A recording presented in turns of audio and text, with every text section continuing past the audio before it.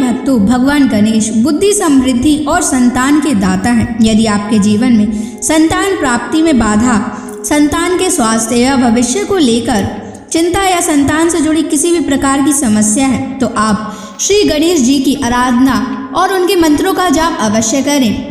भगवान गणेश के मंत्रों का नियमित 108 बार जाप करने से आपके पुत्र पर बने हुए सारे संकट एक बार में ही खत्म हो जाएंगे और आपके पुत्र पर भगवान गणेश की असीम कृपा बनी रहेगी। इसलिए आज हम आपको भगवान गणेश का एक ऐसा चमत्कारी और प्रभावशाली मंत्र बताने जा रहे हैं, जिस मंत्र के नियमित 108 बार जाप करने से आपका पुत्र हमेशा खुश रहेगा और उसका स्वास्थ्य हमेशा अच्छा बना रहेगा।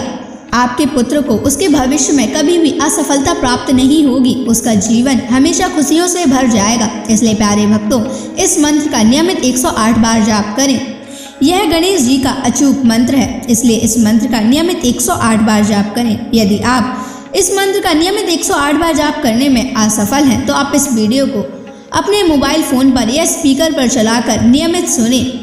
अगर आप भगवान गणेश जी की असीम कृपा प्राप्त करना चाहते हैं और उनका आशीर्वाद अपने ऊपर बनाए रखना चाहते हैं, तो इस वीडियो को लाइक और चैनल को सब्सक्राइब जरूर कर दीजिए और कमेंट बॉक्स में जय श्री गणेश अवश्य लिख दीजिए। तो चलिए भक्तों, मंत्र का जाप करना प्रारंभ करते हैं। ओम ग्लौम गम गणपतये सर्वदुष्ट ग्रहे बाधा विनाशाय स्वाहा।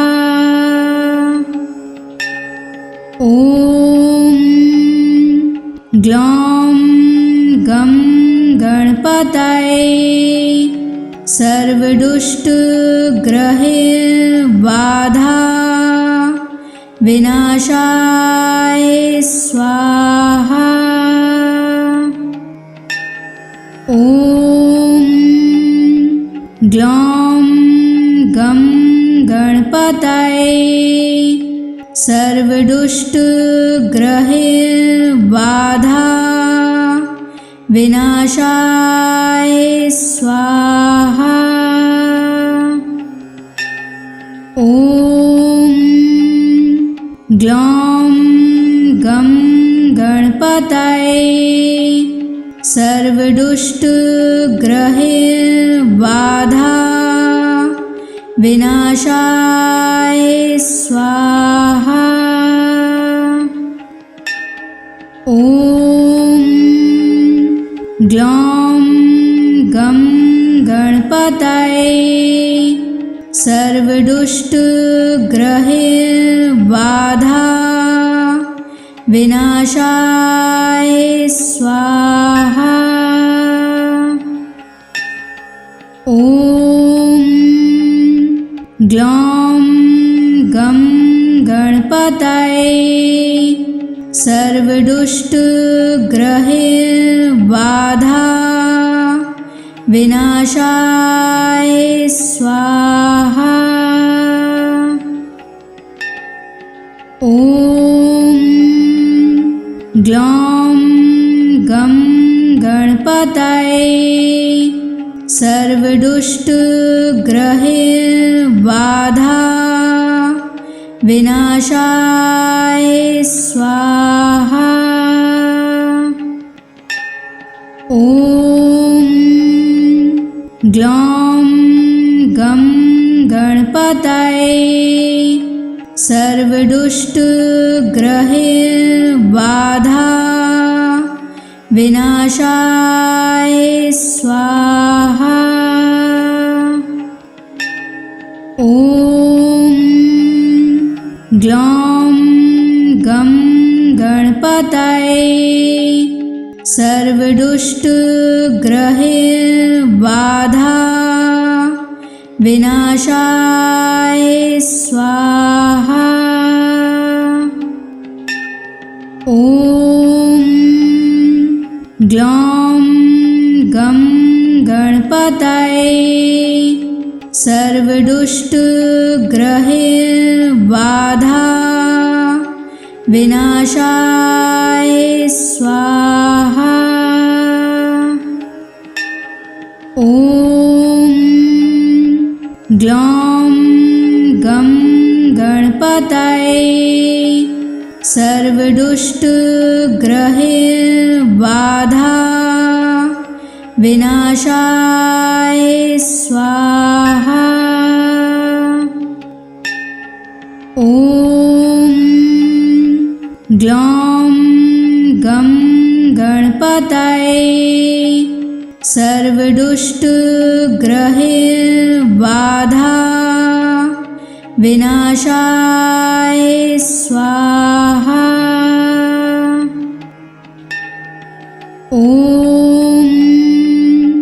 ग्लौं गं गणपतये सर्वदुष्टग्रहबाधा विनाशाय स्वाहा।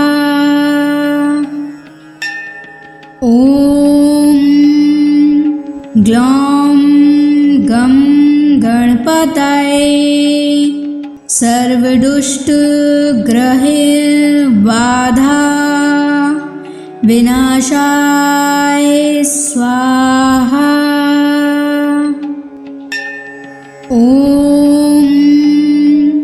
ग्लौं गं गणपतये सर्वदुष्टग्रहबाधा विनाशाय स्वाहा। ॐ ग्लौं गं गणपतये सर्वदुष्टग्रहबाधा विनाशाय स्वाहा। ॐ ग्लौं गं गणपतये सर्वदुष्टग्रहबाधा विनाशाय स्वाहा। ॐ ग्लौं गं गणपतये सर्वदुष्टग्रहबाधा विनाशाय स्वाहा। ॐ ग्लौं गं गणपतये सर्वदुष्टग्रहबाधा विनाशाय स्वाहा। ॐ ग्लौं गं गणपतये सर्वदुष्टग्रहबाधा विनाशाय स्वाहा। ॐ ग्लौं गं गणपतये सर्वदुष्टग्रहबाधा विनाशाय स्वाहा। ॐ ग्लौं गं गणपतये सर्वदुष्टग्रहबाधा विनाशाय स्वाहा। ॐ ग्लौं गं गणपतये सर्वदुष्टग्रहबाधा विनाशाय स्वाहा। ॐ ग्लौं गं गणपतये सर्वदुष्टग्रहबाधा विनाशाय स्वाहा। ॐ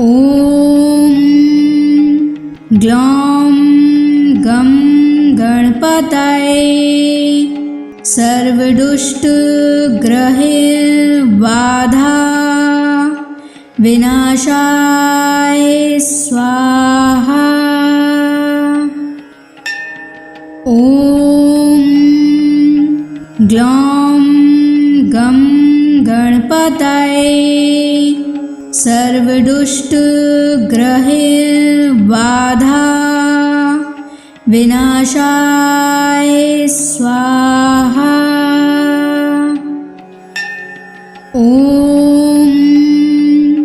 ग्लौं गं गणपतये सर्वदुष्टग्रहैर्बाधा विनाशाय स्वाहा। ॐ ग्लौं गं गणपतये सर्वदुष्टग्रहैर्बाधा विनाशाय स्वाहा। ॐ ग्लौं गं गणपतये सर्वदुष्टग्रहैर्बाधा विनाशाय स्वाहा। ॐ ग्लौं गं गणपतये सर्वदुष्टग्रहैर्बाधा विनाशाय स्वाहा। ॐ ग्लौं गं गणपतये सर्वदुष्टग्रहैर्बाधा विनाशाय स्वाहा। ॐ ग्लौं गं गणपतये सर्वदुष्टग्रहैर्बाधा विनाशाय स्वाहा। ॐ ग्लौं गं गणपतये सर्वदुष्टग्रहैर्बाधा विनाशाय स्वाहा। ॐ ग्लौं गं गणपतये सर्वदुष्टग्रहैर्बाधा विनाशाय स्वाहा। ॐ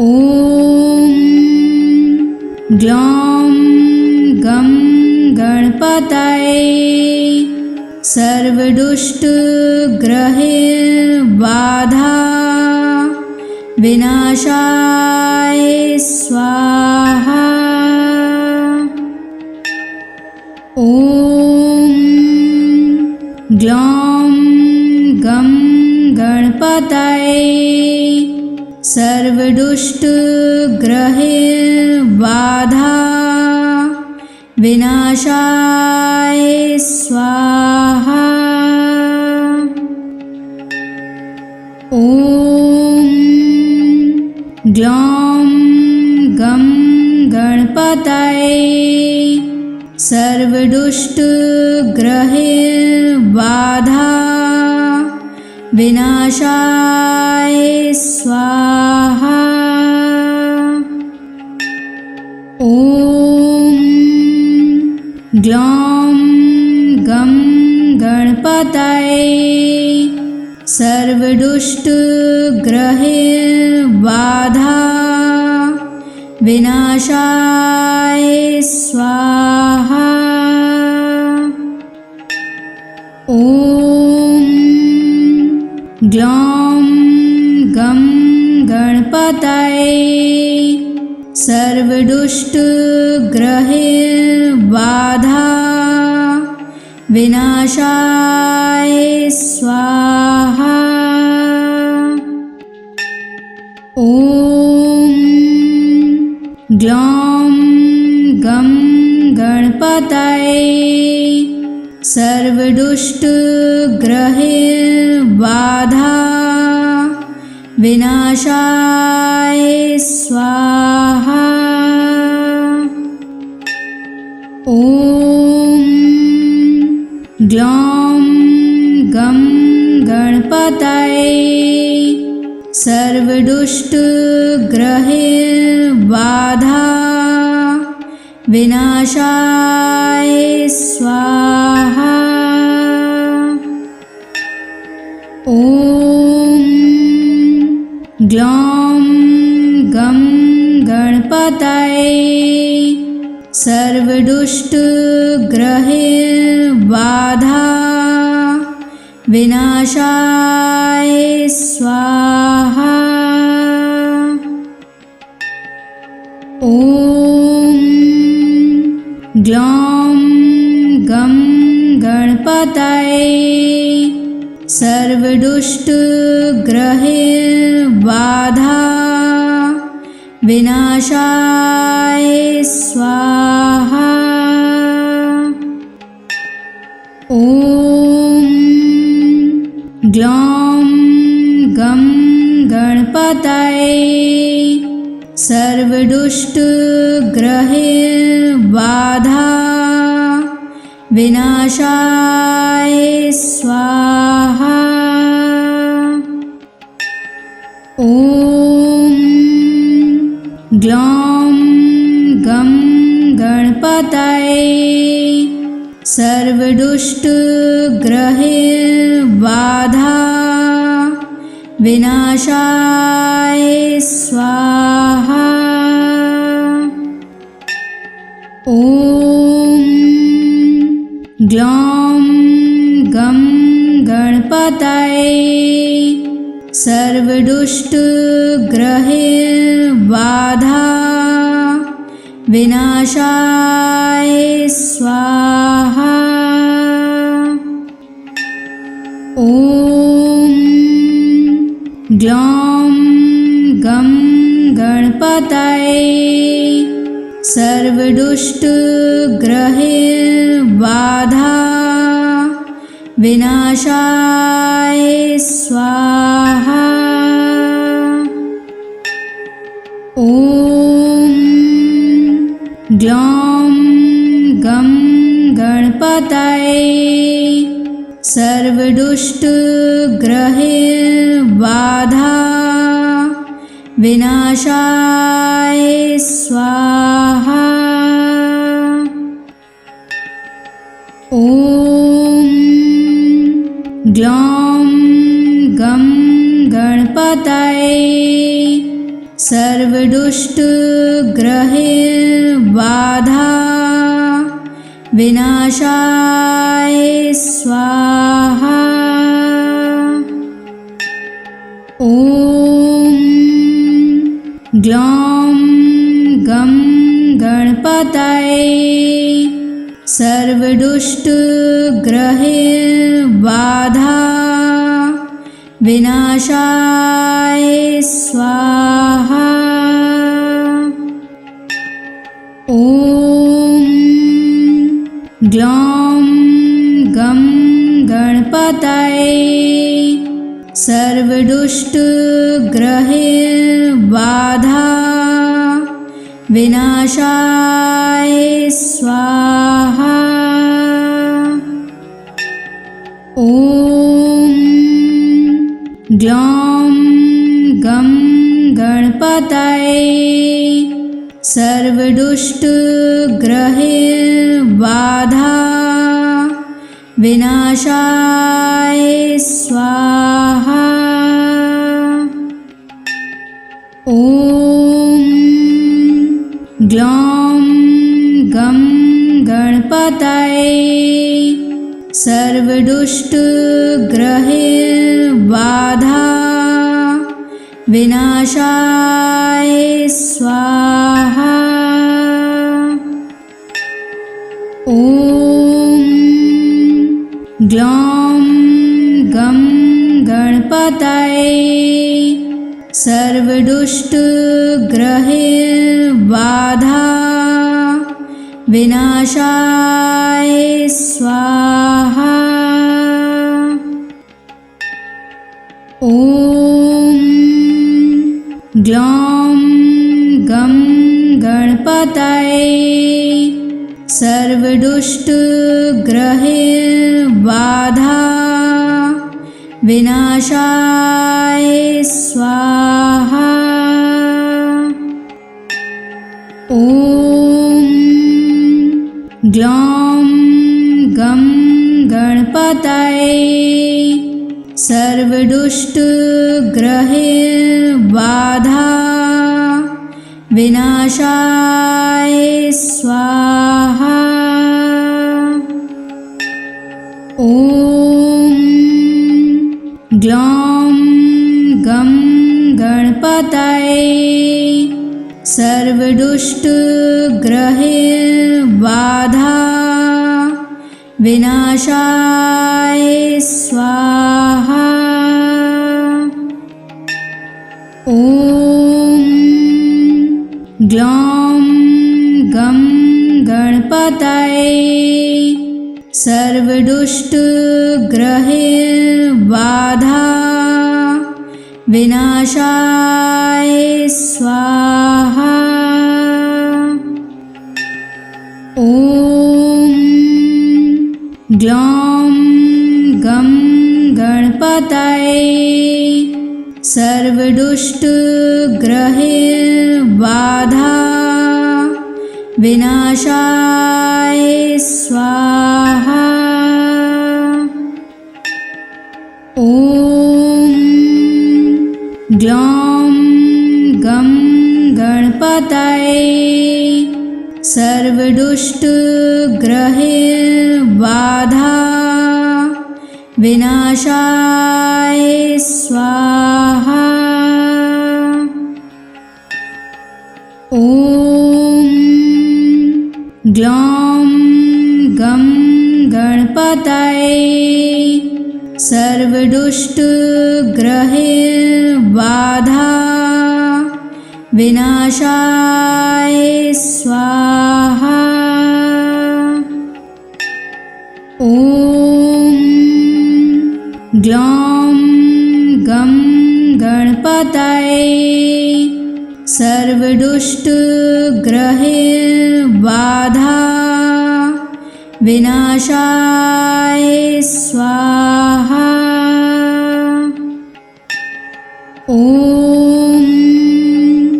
ग्लौं गं गणपतये सर्वदुष्टग्रहबाधा विनाशाय स्वाहा। ॐ ग्लौं गं गणपतये सर्वदुष्टग्रहबाधा विनाशाय स्वाहा। ॐ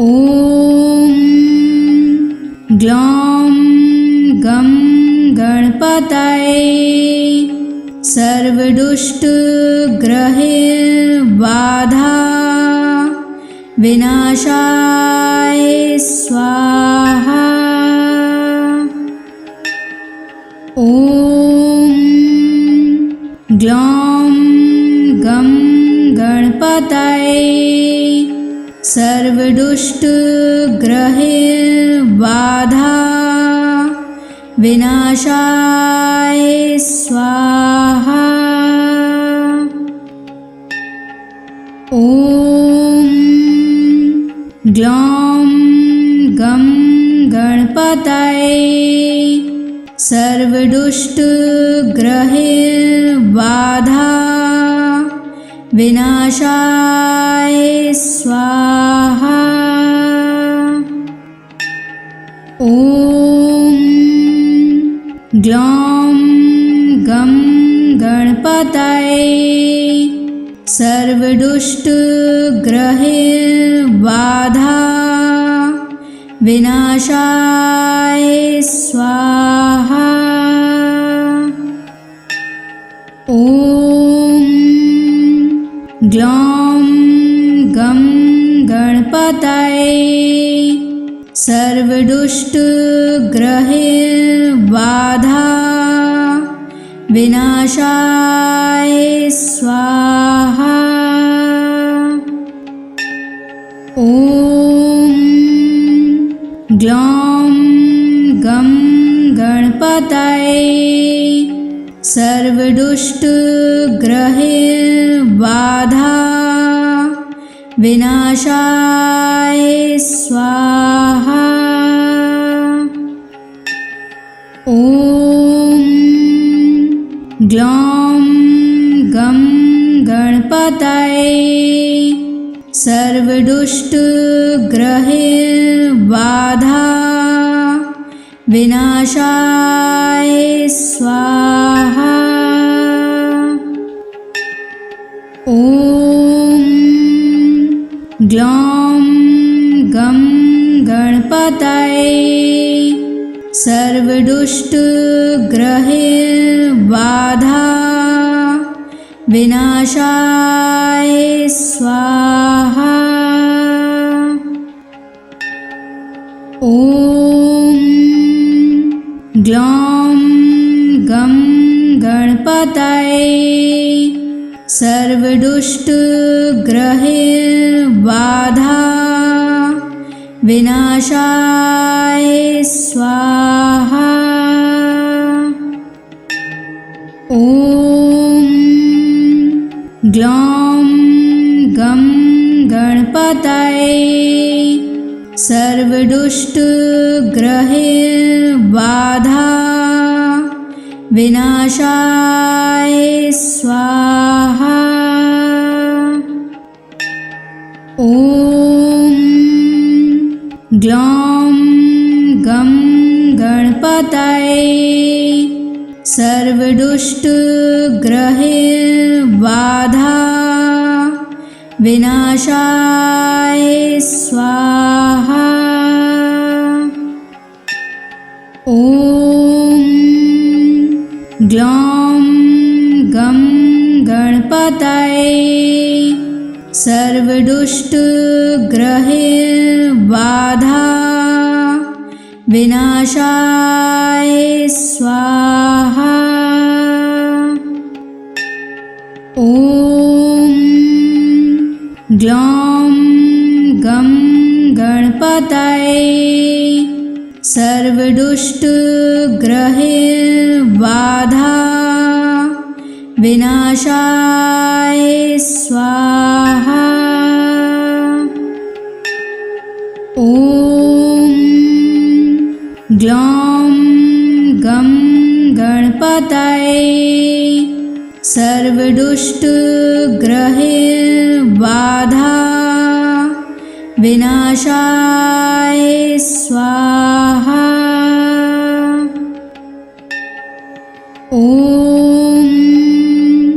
ग्लौं गं गणपतये सर्वदुष्टग्रहैर्बाधा विनाशाय स्वाहा। ॐ ग्लौं गं गणपतये सर्वदुष्टग्रहैर्बाधा विनाशाय स्वाहा। ॐ ग्लौं गं गणपतये सर्वदुष्टग्रहैर्बाधा विनाशाय स्वाहा। ॐ ग्लौं गं गणपतये सर्वदुष्टग्रहैर्बाधा विनाशाय स्वाहा।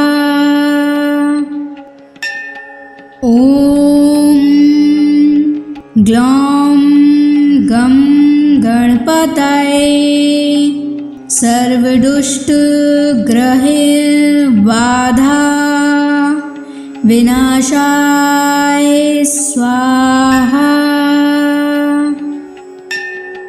ॐ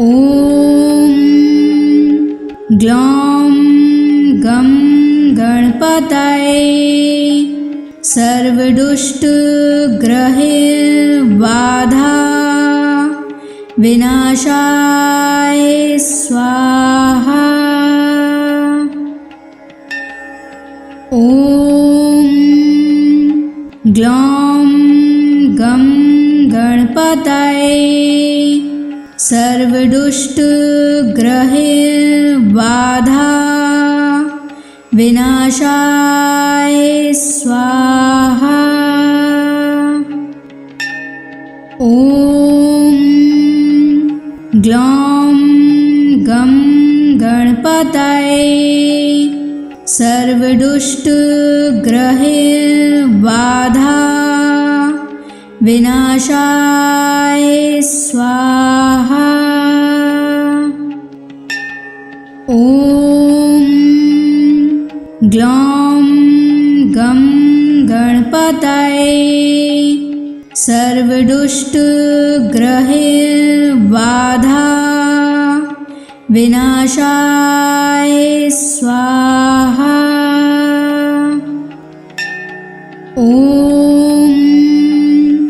ग्लौं गं गणपतये सर्वदुष्टग्रहबाधा विनाशाय स्वाहा। ॐ ग्लौं गं गणपतये सर्वदुष्टग्रहबाधा विनाशाय स्वाहा। ॐ ग्लौं गं गणपतये सर्वदुष्टग्रहबाधा विनाशाय स्वाहा। ॐ ग्लौं गं गणपतये सर्वदुष्टग्रहबाधा विनाशाय स्वाहा। ॐ ग्लौं गं गणपतये सर्वदुष्टग्रहबाधा विनाशाय स्वाहा। ॐ ग्लौं गं गणपतये सर्वदुष्टग्रहबाधा विनाशाय स्वाहा। ॐ ग्लौं गं गणपतये सर्वदुष्टग्रहबाधा विनाशाय स्वाहा। ॐ ग्लौं गं गणपतये सर्वदुष्टग्रहबाधा विनाशाय स्वाहा। ॐ ग्लौं गं गणपतये सर्वदुष्टग्रहबाधा विनाशाय स्वाहा। ॐ ग्लौं गं गणपतये सर्वदुष्टग्रहैर्बाधा विनाशाय स्वाहा। ॐ ग्लौं गं गणपतये सर्वदुष्टग्रहैर्बाधा विनाशाय स्वाहा। ॐ ग्लौं गं गणपतये सर्वदुष्टग्रहैर्बाधा विनाशाय स्वाहा। ॐ ग्लौं गं गणपतये सर्वदुष्टग्रहैर्बाधा विनाशाय स्वाहा। ॐ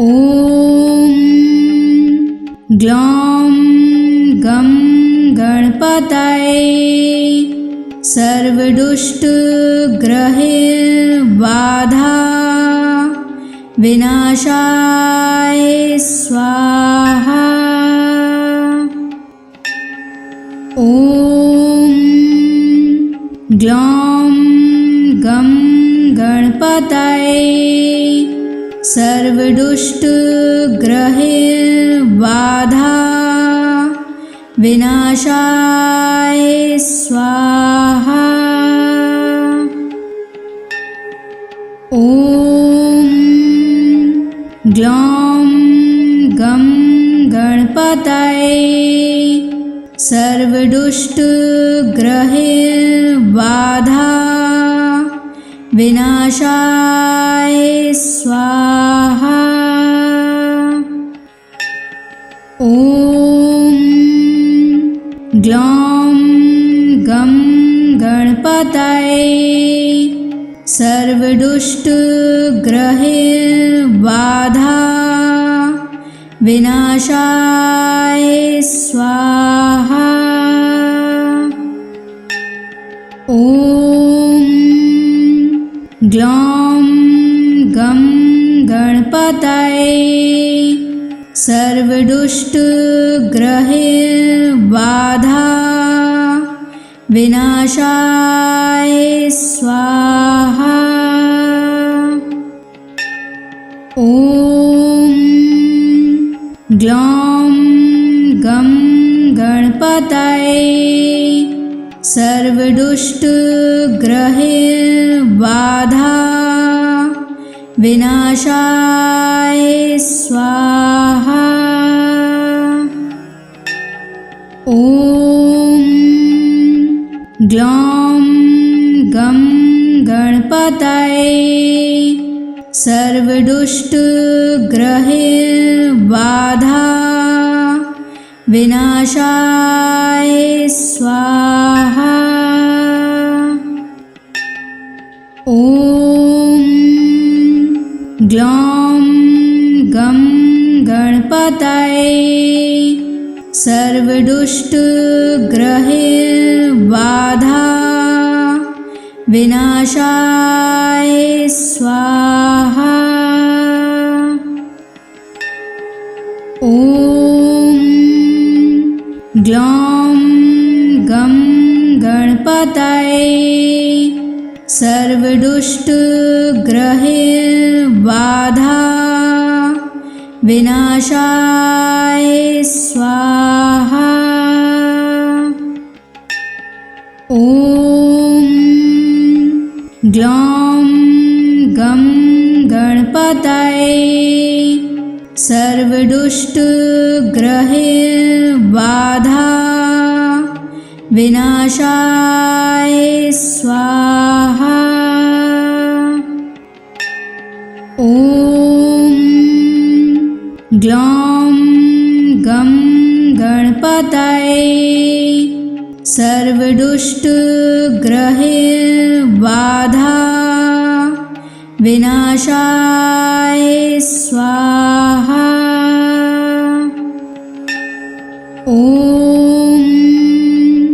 ग्लौं गं गणपतये सर्वदुष्टग्रहबाधा विनाशाय स्वाहा।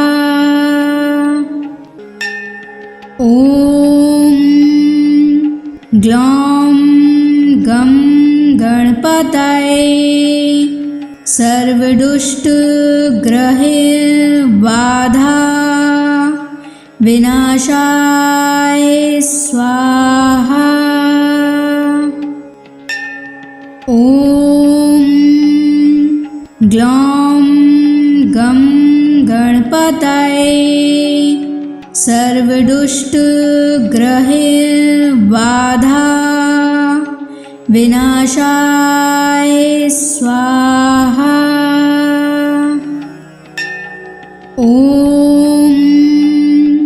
ग्लौं गं गणपतये सर्वदुष्टग्रहबाधा विनाशाय स्वाहा। ॐ ग्लौं गं गणपतये सर्वदुष्टग्रहबाधा विनाशाय स्वाहा।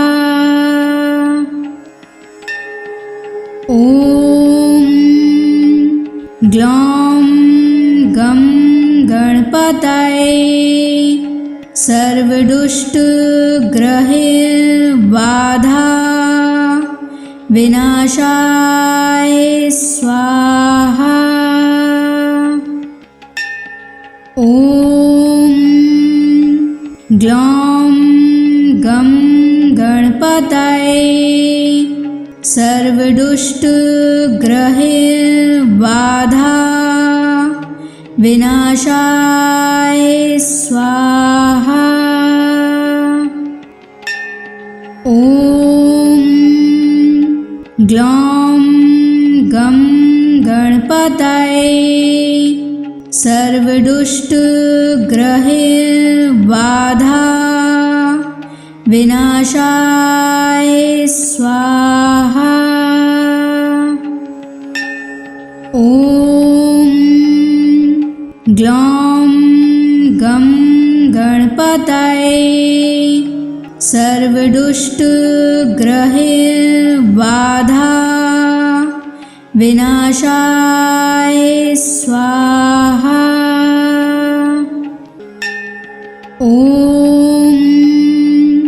ग्लौं गं गणपतये सर्वदुष्टग्रहबाधा विनाशाय स्वाहा। ॐ ग्लौं गं गणपतये सर्वदुष्टग्रहबाधा विनाशाय स्वाहा। ॐ ग्लौं गं गणपतये सर्वदुष्टग्रहबाधा विनाशाय स्वाहा। ॐ ग्लौं गं गणपतये सर्वदुष्टग्रहबाधा विनाशाय स्वाहा। ॐ ग्लौं गं गणपतये सर्वदुष्टग्रहबाधा विनाशाय स्वाहा। ॐ ग्लौं गं गणपतये सर्वदुष्टग्रहबाधा विनाशाय स्वाहा। ॐ ग्लौं गं गणपतये सर्वदुष्टग्रहबाधा विनाशाय स्वाहा। ॐ ग्लौं गं गणपतये सर्वदुष्टग्रहबाधा विनाशाय स्वाहा। ॐ ग्लौं गं गणपतये सर्वदुष्टग्रहबाधा विनाशाय स्वाहा। ॐ ग्लौं गं गणपतये सर्वदुष्टग्रहबाधा विनाशाय स्वाहा। ॐ ग्लौं गं गणपतये सर्वदुष्टग्रहबाधा विनाशाय स्वाहा। ॐ ग्लौं गं गणपतये सर्वदुष्टग्रहबाधा विनाशाय स्वाहा। ॐ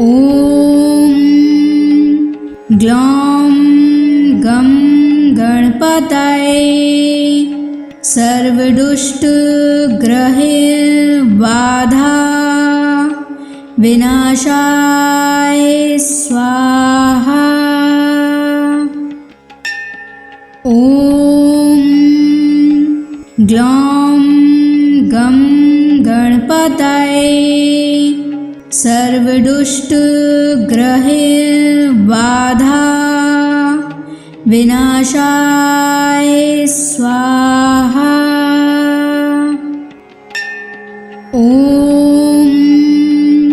ग्लौं गं गणपतये सर्वदुष्टग्रहबाधा विनाशाय स्वाहा। ॐ ग्लौं गं गणपतये सर्वदुष्टग्रहबाधा विनाशाय स्वाहा। ॐ ग्लौं गं गणपतये सर्वदुष्टग्रहबाधा विनाशाय स्वाहा। ॐ ग्लौं गं गणपतये सर्वदुष्टग्रहबाधा विनाशाय स्वाहा। ॐ ग्लौं गं गणपतये सर्वदुष्टग्रहबाधा विनाशाय स्वाहा। ॐ ग्लौं गं गणपतये सर्वदुष्टग्रहबाधा विनाशाय स्वाहा। ॐ ग्लौं गं गणपतये सर्वदुष्टग्रहबाधा विनाशाय स्वाहा। ॐ ग्लौं गं गणपतये सर्वदुष्टग्रहबाधा विनाशाय स्वाहा। ॐ ग्लौं गं गणपतये सर्वदुष्टग्रहबाधा विनाशाय स्वाहा। ॐ ग्लौं गं गणपतये सर्वदुष्टग्रहबाधा विनाशाय स्वाहा। ॐ ग्लौं गं गणपतये सर्वदुष्टग्रहबाधा विनाशाय स्वाहा। ॐ ग्लौं गं गणपतये सर्वदुष्टग्रहबाधा विनाशाय स्वाहा। ॐ ग्लौं गं गणपतये सर्वदुष्टग्रहबाधा विनाशाय स्वाहा। ॐ ग्लौं गं गणपतये सर्वदुष्टग्रहबाधा विनाशाय स्वाहा। ॐ ग्लौं गं गणपतये सर्वदुष्टग्रहबाधा विनाशाय स्वाहा। ॐ ग्लौं गं गणपतये सर्वदुष्टग्रहबाधा विनाशाय स्वाहा। ॐ ग्लौं गं गणपतये सर्वदुष्टग्रहबाधा विनाशाय स्वाहा। ॐ ग्लौं गं गणपतये सर्वदुष्टग्रहबाधा विनाशाय स्वाहा। ॐ ग्लौं गं गणपतये सर्वदुष्टग्रहबाधा विनाशाय स्वाहा। ॐ ग्लौं गं गणपतये सर्वदुष्टग्रहबाधा विनाशाय स्वाहा। ॐ ग्लौं गं गणपतये सर्वदुष्टग्रहबाधा विनाशाय स्वाहा। ॐ ग्लौं गं गणपतये सर्वदुष्टग्रहबाधा विनाशाय स्वाहा। ॐ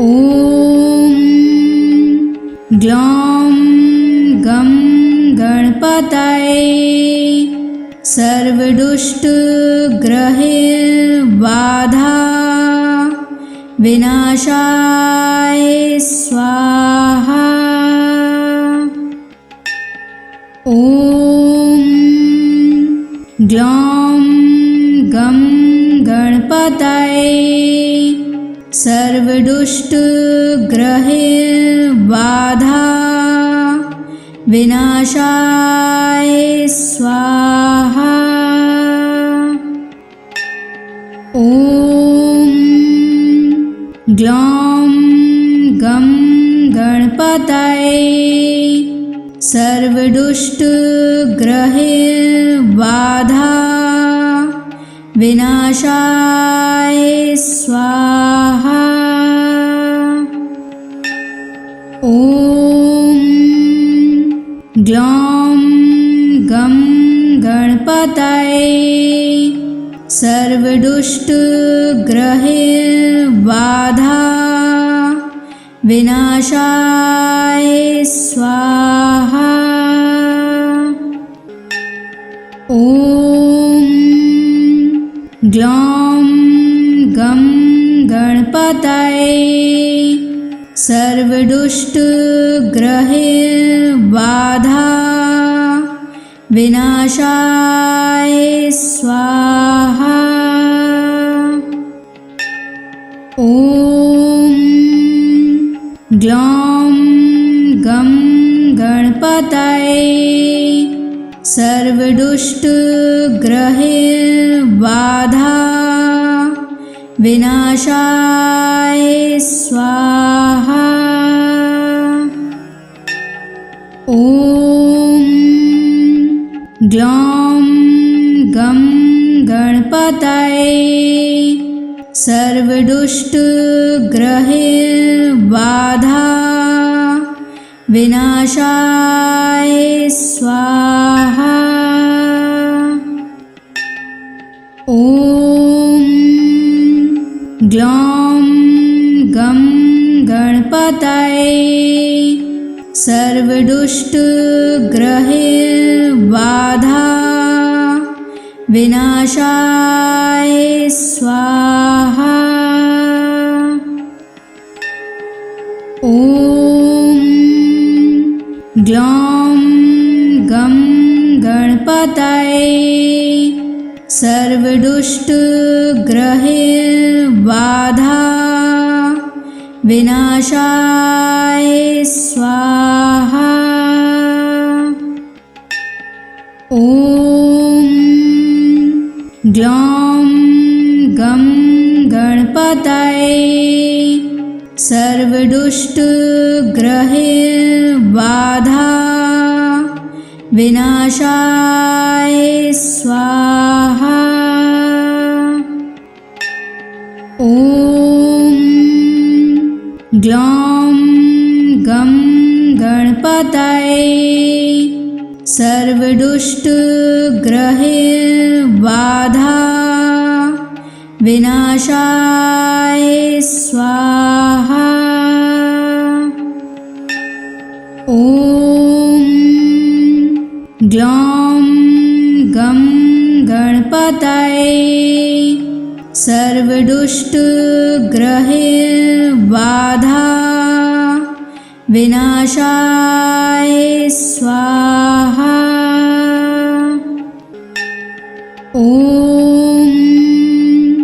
ग्लौं गं गणपतये सर्वदुष्टग्रहबाधा विनाशाय स्वाहा। ॐ ग्लौं गं गणपतये सर्वदुष्टग्रहबाधा विनाशाय स्वाहा। ॐ ग्लौं गं गणपतये सर्वदुष्टग्रहबाधा विनाशाय स्वाहा। ॐ ग्लौं गं गणपतये सर्वदुष्टग्रहबाधा विनाशाय स्वाहा। ॐ ग्लौं गं गणपतये सर्वदुष्टग्रहबाधा विनाशाय स्वाहा। ॐ ग्लौं गं गणपतये सर्वदुष्टग्रहबाधा विनाशाय स्वाहा। ॐ ग्लौं गं गणपतये सर्वदुष्टग्रहबाधा विनाशाय स्वाहा। ॐ ग्लौं गं गणपतये सर्वदुष्टग्रहबाधा विनाशाय स्वाहा। ॐ ग्लौं गं गणपतये सर्वदुष्टग्रहबाधा विनाशाय स्वाहा। ॐ ग्लौं गं गणपतये सर्वदुष्टग्रहबाधा विनाशाय स्वाहा। ॐ ग्लौं गं गणपतये सर्वदुष्टग्रहबाधा विनाशाय स्वाहा। ॐ ग्लौं गं गणपतये सर्वदुष्टग्रहबाधा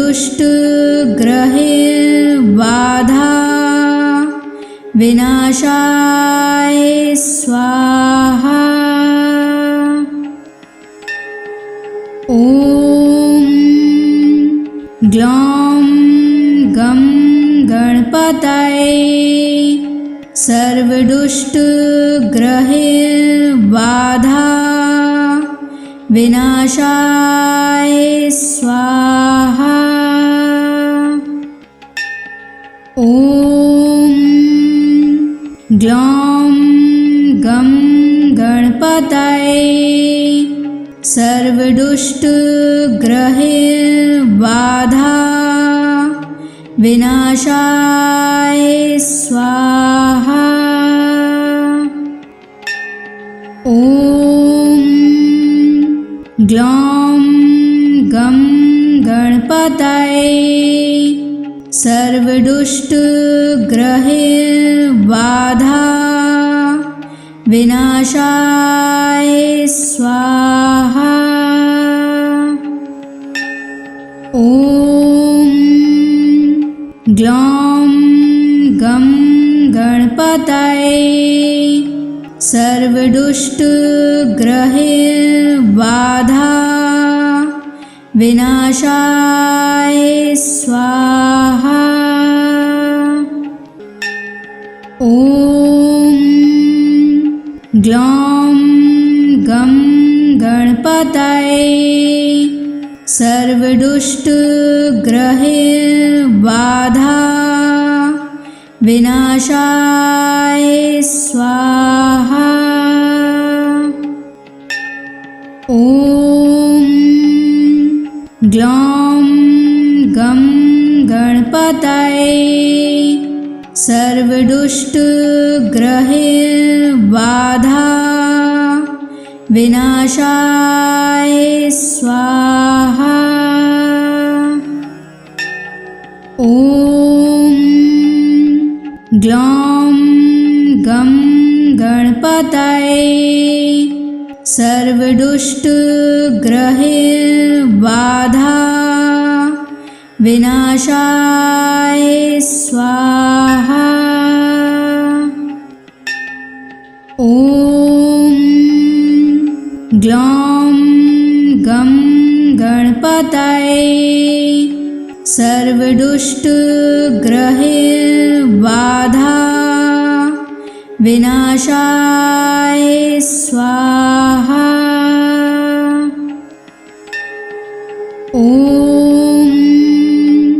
ग्लौं गं गणपतये सर्वदुष्टग्रहैर्बाधा विनाशाय स्वाहा। ॐ ग्लौं गं गणपतये सर्वदुष्टग्रहैर्बाधा विनाशाय स्वाहा। ॐ ग्लौं गं गणपतये सर्वदुष्टग्रहैर्बाधा विनाशाय स्वाहा। ॐ ग्लौं गं गणपतये सर्वदुष्टग्रहैर्बाधा विनाशाय स्वाहा। ॐ ग्लौं गं गणपतये सर्वदुष्टग्रहैर्बाधा विनाशाय स्वाहा। ॐ ग्लौं गं गणपतये सर्वदुष्टग्रहैर्बाधा विनाशाय स्वाहा। ॐ ग्लौं गं गणपतये सर्वदुष्टग्रहैर्बाधा विनाशाय स्वाहा। ॐ ग्लौं गं गणपतये सर्वदुष्टग्रहैर्बाधा विनाशाय स्वाहा। ॐ ग्लौं गं गणपतये सर्वदुष्टग्रहैर्बाधा विनाशाय स्वाहा। ॐ ग्लौं गं गणपतये सर्वदुष्टग्रहैर्बाधा विनाशाय स्वाहा। ॐ ग्लौं गं गणपतये सर्वदुष्टग्रहबाधा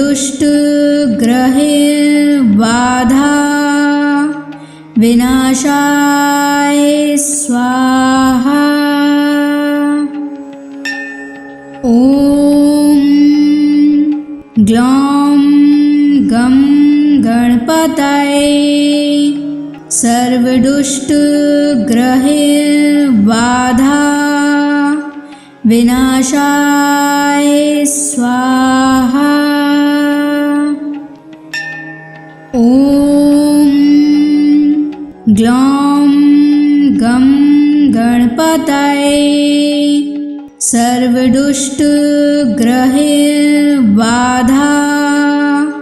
विनाशाय स्वाहा। ॐ ग्लौं गं गणपतये सर्वदुष्टग्रहबाधा विनाशाय स्वाहा।